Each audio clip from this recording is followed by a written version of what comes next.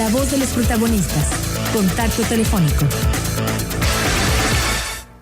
Y recibimos ya vía telefónica al politólogo Jorge Arias, director de Política Latinoamericana, con quien vamos a hablar precisamente de esto que se ha publicado recién, el Índice de Desarrollo Democrático 2015. Jorge, bienvenido, buenos días. Le saluda Diana Torres y me acompaña en la mesa Marcela Pámanes. Buenos días, Diana, y al equipo. Pues cuéntenos, el Índice de Desarrollo Democrático para América Latina pues no deja a México en un papel, digamos, sobresaliente respecto a los países vecinos. ¿Cuáles son los principales puntos que destacan en este estudio? Sí, nosotros medimos el Índice de Desarrollo Democrático de América Latina desde hace 15 años con la Fundación Konrad Adenauer, y allí evaluamos el comportamiento de 18 países de América Latina en base a un conjunto de 40 indicadores separados en 4 dimensiones del desarrollo democrático: la democracia de los ciudadanos, la democracia de las instituciones, la democracia social y la democracia económica. En este complejo, lamentablemente, México y Brasil, que son los dos países que pudieran ser la locomotora del desarrollo democrático en la región por su tamaño geográfico, por su tamaño de población, por el impacto de la economía en la región, lamentablemente, decía, ambos países no presentan un buen comportamiento desde que iniciamos nuestra medición.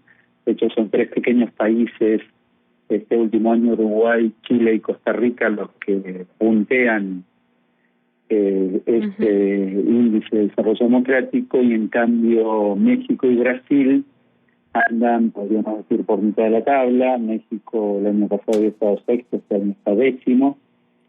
Y bueno, las causas centrales por las cuales los indicadores no le dan bien a estos dos países, porque lamentablemente también para la región tienen problemas estructurales en lo que hace a su democracia, que son bastante similares. En el orden social podríamos decir que la pobreza y la desigualdad son 2 factores de suma importancia en el funcionamiento de la democracia tanto en México como en Brasil. Por otro lado, desde el punto de vista de la calidad de las instituciones, la corrupción y la opacidad en la gestión pública también son 2 características importantes de ambos países. Y finalmente, desde el punto de vista de la violencia, el otro factor fundamental es el de la afectación de derechos y libertades por inseguridad. El peso de las mafias del narcotráfico y o directamente la violencia que tiene que ver con cuestiones económicas afectan a ambas grandes democracias de América Latina por igual. Déjame preguntarle sobre la metodología que luego en estos índices internacionales desde la autoridad local se cuestiona o se quedan como algunas dudas sobre finalmente en qué parámetros se están comparando los datos. ¿Ustedes parten de datos oficiales de cada uno de los gobiernos o finalmente llegan a medir con un estándar único a todos los países por igual? Es muy buena la pregunta para aclararle a la audiencia las características de esta medición. Esto no es una encuesta, está centrada básicamente en datos duros. Hay cuestiones que no hay otra forma de acceder a ellas que sea a través de encuestas, por ejemplo, el clima de derechos y libertades. Esto sí es una encuesta que se hace en el caso de México en todo el país. O el caso de la corrupción. Lamentablemente no logramos que todos los corruptos vayan cada día a un notario o a una oficina pública a registrar su último acto para que la estadística no se desvirtúe. Así que allí no hay otra forma que recurrir a la percepción de la sociedad respecto de estas cuestiones. Pero todo lo demás está referido a estadísticas de organismos de cada una de las entidades o del Estado Nacional o de organismos multilaterales tipo el Banco Mundial, el BID, la OEA o la... se me escapó ahora el nombre del organismo de Naciones Unidas que mide el desarrollo social en la región. Bien, y desde esta perspectiva yo le preguntaría qué tanta calidad de información se cuenta en los países latinoamericanos y particularmente en México. ¿Qué tan disponibles están los datos y qué tanta confianza hay sobre ellos? Hay de todo, como en el bazar. Lamentablemente tenemos países que son más confiables que otros, y de hecho, por ejemplo, la Argentina y Venezuela tienen muy poca confiabilidad en sus encuestas. Las encuestas de México son bien consideradas a nivel internacional, el funcionamiento del INEGI o los organismos que elaboran estadísticas están bien considerados. Hay cuestiones que siempre generan dudas, pero estas están prácticamente en todos los países. Por ejemplo, la medición del desempleo, porque como así se toma la población económicamente activa, si uno camina por muchas calles de ciudades de México, observa que la cantidad de gente que está en pequeños negocios ilegales o directamente sin trabajo suena que es bastante más que el 4 o 5% que denuncian las estadísticas de desempleo. Uh-huh. Pero como las estadísticas de la Organización Internacional del Trabajo en este caso permiten tomar el desempleo en función con la parte de la población económicamente activa que se reconoce como el sector de la población que la última semana una encuesta estuvo buscando trabajo. Y bueno, ya en muchos de nuestros países tenemos vastos sectores de la población que han renunciado a buscar un trabajo formal. Uh-huh. Y entonces se arreglan o con programas sociales dependientes de los gobiernos o con pequeñas chambas con las que se rebuscan los recursos necesarios para la mantención mínima de las necesidades familiares. Y esto es realidad. A nivel estadístico, yo creo que las estadísticas de las que disponemos para trabajar sobre México son bastante razonables. ¿Y estas realidades, politólogos, se reflejan en el estudio? Finalmente, digamos, esta cifra negra en muchos de los aspectos que se miden.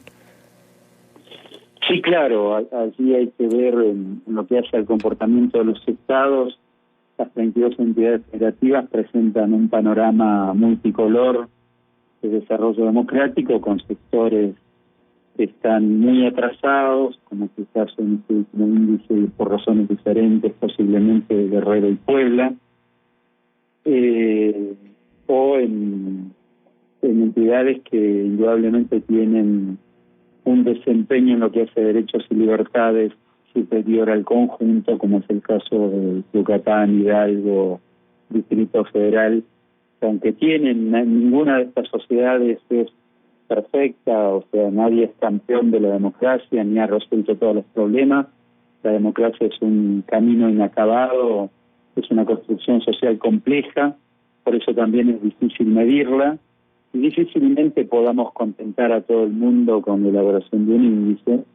Pero bueno, lo que trata fundamentalmente esto es postular un espejo en el cual las sociedades se pueden mirar en base a indicadores propios en realidad, y el objetivo final es que se formulen programas de mediano y largo plazo, que es la única forma de resolver las cuestiones de la democracia, no son cuestiones de coyuntura, para que los gobiernos inicien de la mano con su sociedad, con las organizaciones de la sociedad, con las organizaciones empresarias, con las organizaciones sociales y gremiales, un camino de mediano y largo plazo que permita ir superando los obstáculos, resultando los problemas estructurales que traen algunas, por ejemplo, las economías del sur del país están históricamente afectados por la falta de inversión que ha generado bolsones de pobreza muy grandes y obviamente si no se atacan con recursos excepcionales, la ausencia de caminos, de hospitales, de escuelas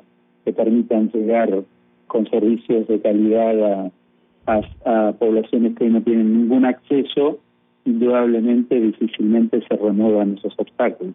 Uh-huh. Don Jorge, buenos días. Le saluda Marcela Pámanes. Buenos días, Marcela. Qué bueno que está con nosotros y que podamos preguntarle. Dentro del postulado mismo y la explicación de lo que ustedes hacen a través de este índice, dicen que busca fomentar el debate público sobre la forma de mejorar la democracia en las entidades federativas. La pregunta inmediata es, ¿realmente se suscita este debate público? Porque luego hay algunos datos que son muy incómodos y que a las autoridades correspondientes o a quienes sustentan el poder en cada una de las entidades federativas no les gustan. Y entonces esta incomodidad, pues muchas de las veces lo que hace es frenar el debate público. Sí, yo no creo que sea producto del índice que se frena el debate público. Lamentablemente, una de las causas fundamentales del mal funcionamiento de la democracia es esa ausencia de debate y de participación en muchos casos de la sociedad civil. Yo recuerdo que hace poco se hizo una encuesta sobre cuántos mexicanos dedicaban algo de tiempo a cuestiones que superaran su propio ámbito familiar y económico, y el porcentaje que daba a nivel nacional era del orden del 4%, y la mayor parte de ese porcentaje se lo llevaba la participación en actividades religiosas, fundamentalmente de la Iglesia Católica y de las iglesias evangélicas, lo cual está dando cuenta de una escasa participación civil.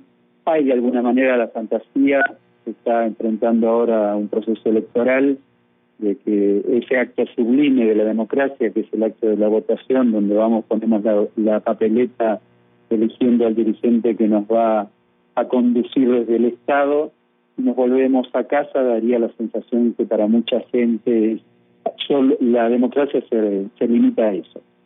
Y es mucho más que eso, es la construcción diaria, es el control, es verificar que las propuestas que se hagan sean realizables, y a su vez que las organizaciones sociales tengan alguna posibilidad de control sobre el desarrollo de los planes gubernamentales.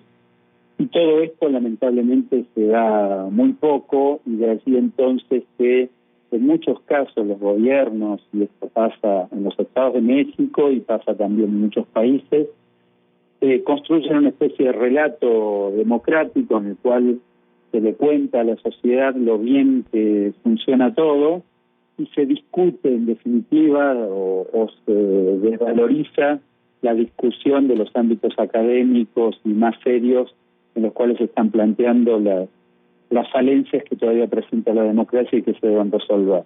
Entonces se contraponen dos relatos generando una especie de esquizofrenia entre el relato oficial y el de un grupo de actores que no se sienten conformes con esos resultados, y allí sí posiblemente se produzca esta actitud de la sociedad de, bueno, no sé dónde está la verdad, me desentiendo de eso y que lo resuelvan los expertos. Uh-huh. Pero la realidad es que nadie va a venir a resolvernos la democracia, demanda participación, demanda compromiso, demanda consensos, y creo que esas tres actitudes están faltando.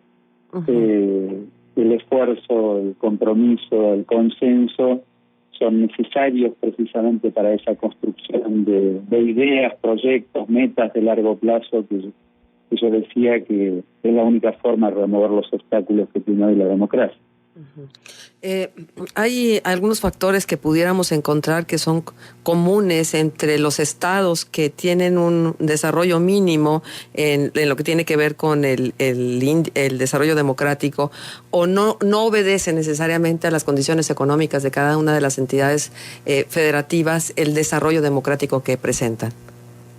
Obviamente la situación económica es un condicionante fundamental para el desarrollo de la democracia, porque obviamente en medio de la pobreza, si tenemos un 70%, alrededor de un 70% de pobreza en Chiapas, lo que significa prácticamente 1 de cada 4 ciudadanos está accediendo a los derechos básicos de su vida, difícilmente podamos decir que allí se pueda vivir en un clima demasiado democrático. O sea que la condición económica es casi una condición necesaria, aunque no es suficiente.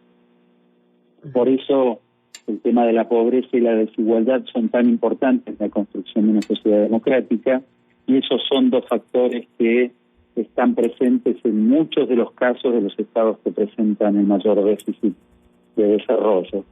Los otros elementos son comunes a los que señalaba para México país. La cuestión de la violencia, que se hace presente en muchos estados y condiciona la calidad de vida democrática de la ciudadanía, y eso atraviesa a los sectores dirigenciales y también a los sectores más humildes. Y por otro lado, ya visto esto más desde el ámbito de la dirigencia, otro problema grave es la corrupción. México está en estos momentos en la discusión de una agenda, un sistema nacional anticorrupción, lo cual es muy valioso, pero lamentablemente, como lo demuestran muchos de los problemas que tenemos en la democracia, las cosas muchas veces no se resuelven porque les diga la Constitución o lo establezca una ley. Forman parte de una cultura que hay que corregir, que demanda mucho esfuerzo, mucha conciencia, mucho trabajo, mucha educación, y eso, precisamente por eso hablaba de la necesidad de programas sostenidos de mediano y largo plazo que cuenten con el consenso de todos los actores, para que no cambie un gobierno, venga y tire por la borda lo poco o mucho que se ha avanzado en la remoción de estos obstáculos. Por eso es que demanda precisamente programas de mediano y largo plazo, y demanda que todos los actores principales de la democracia se sienten a la vuelta de una mesa a coordinar, a declinar posiciones personales y a acordar consensos duraderos y programas con metas de mediano y largo plazo que permitan controlar que vamos avanzando. Bien, pues creo que quedan pendientes. Aquí también se desprenden algunas reflexiones que tienen que ver con lo local, ¿no, don Jorge? Finalmente, las decisiones que se toman en los niveles más próximos a la ciudadanía y que finalmente son las microrrealidades que van construyendo estos grandes parámetros que nos permiten incluso compararnos a nivel internacional. No sé si ustedes logran hacer una lectura, ya nos decía ahora diferencias de las entidades federativas, pero en lo más cercano a la ciudadanía hay una luz sobre cuáles son principalmente los cambios de rumbo que habría que dar en México.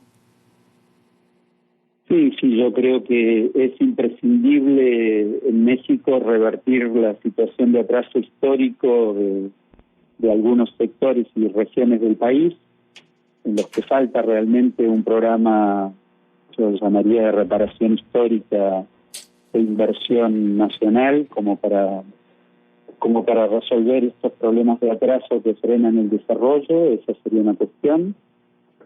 Un programa de largo plazo para erradicar la pobreza, para reducirla de los niveles tan altos que presentan muchas entidades, y para eso es inevitable revertir el problema de distribución del ingreso, que en muchas entidades se está acentuando. Esta es una tendencia global. Lamentablemente estos tiempos favorecen que el capital se concentre para hacerse eficiente en términos económicos. Esa concentración de capital termina castigando y haciendo más injusta la distribución del ingreso, con lo cual en estos tiempos líquidos de la posmodernidad pareciera que estamos condenando a los ciudadanos a que cada uno se salve por sí solo. Y esto ya está demostrado que a quienes más afecta es a los sectores que están marginados o que están sumidos en la pobreza.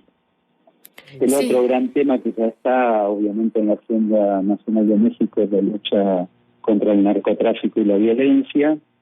Ese es un tema que indudablemente, si no se resuelve, está afectando la calidad de vida de la mayor parte de los ciudadanos, y cuando llegan las 6 de la tarde son los ciudadanos honestos los que tienen que encerrarse tras las rejas en sus casas, y los espacios públicos quedan en manos de la delincuencia en general y particularmente la delincuencia organizada.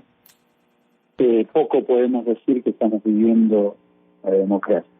Sí. Y finalmente el otro tema de agenda que decía que ya está planteado, que es la lucha anticorrupción, que claramente demanda un esquema legal y formal que ataque las causas de la corrupción, pero sobre todo demanda mucha educación y un proceso cultural de mediano y largo plazo para que la sociedad castigue a los corruptos en su familia, en su barrio, en su casa, en su pueblo, en su estado, en el país, porque esto obviamente tiene que ver con el ejemplo que dan los gobernantes, pero también tiene que ver con el comportamiento de los ciudadanos comunes, muchas veces para ellos la ley es un buen consejo. Si les va bien, la toman, y si no, es para el otro. Ujú. Y obviamente con ese tipo de comportamiento social tampoco después podemos extrañarnos, aunque obviamente sí tenemos que denunciarlo y castigarlo, la corrupción del dirigente. Bien, pues muchísimas gracias, politólogo Jorge Arias, director de Política Latinoamericana, por haber aceptado esta charla con nosotros en Contextos. Le agradecemos de verdad. Gracias, un gusto, buenos días. Buen día.